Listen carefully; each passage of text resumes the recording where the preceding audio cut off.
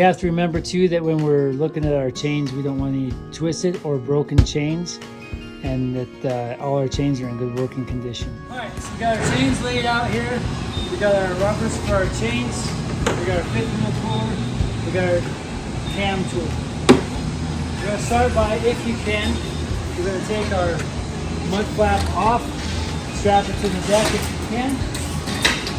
Makes it a lot easier for later doing the chains.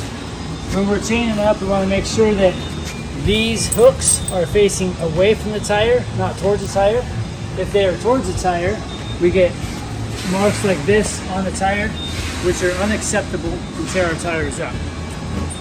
So moving forward, we're going to pick our chains up like this. We're going to throw them onto our tire. Hooks facing out. We're going to have our hooks right here just barely off the ground. We're going to put this around. We're going to make sure that we have our chain tucked under the tire like that. We're going to grab our fifth wheel puller, put it between the two duals and push it forward.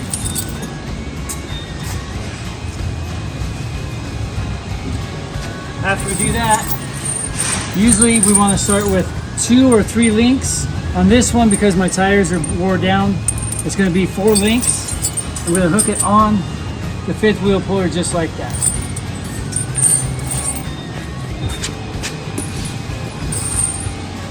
I'm going to grab my fifth wheel puller, pull my chain through just like that. I'm already on my 4th link. I'm going to hold that with my hand. I'm going to take the hook to the inside of the chain, hook it just like that. Take the excess slack, wrap it around the inside of the tire, so that way when we tighten up our chains, there's no links flying around and tearing up our equipment. It's tucked nice and tight against the tire. Hook it just like that. Then I'm going to go ahead and situate my chain, make sure everything's squared up on the tire.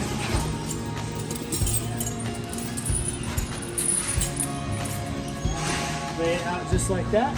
Okay, so we want to hook it just like that.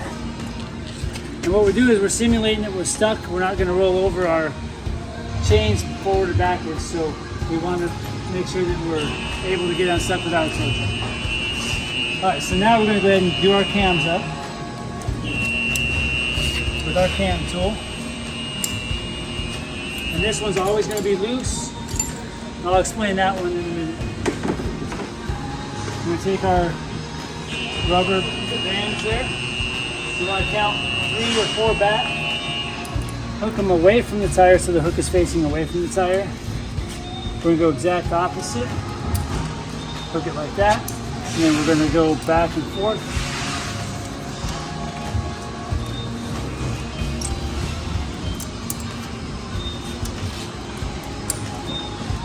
Just like that.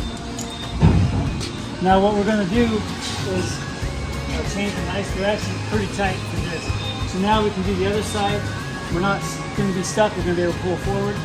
As we roll forward about 100 feet or so, we're going to stop, we're going to undo these cams, take our rubbers off. I'm going to be able to get 3 more links right here, put up on here, put everything back together. We're probably only going to tighten 2 cams at that point because the third cam is not going to tighten up. And if you start driving and you hear the chain slapping, you can always stop and put the third cam tight. And that's how you chain up a truck.